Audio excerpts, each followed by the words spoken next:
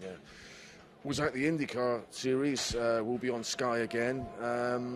Is that good news for motorsport fans in the UK? How good news? I think it's great news. I've always got my Sky F1 on, and IndyCar racing is extremely competitive. Obviously, there's the Indianapolis 500.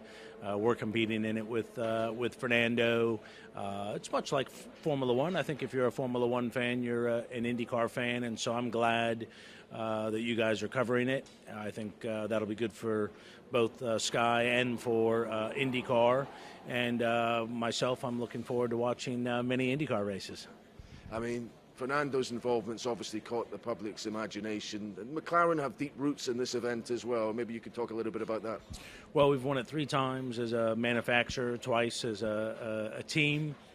We like IndyCar. North America is a very important market for the McLaren group, our racing partners, and then, of course, I personally a big supporter of the sport, having lived in Indianapolis for 20 years. So I think it's going to be, it's great, close racing. A lot of what I hope happens in IndyCar will transfer over to Formula One from a competitiveness. And I think when you turn on an IndyCar race, you're not quite sure who's going to win. And if you said who's going to win the championship this year, I could narrow it down to about 6, 7, 8 drivers. And so I think from that standpoint, if you're a racing fan, it's a great product. And I think you'll do a really good job with it.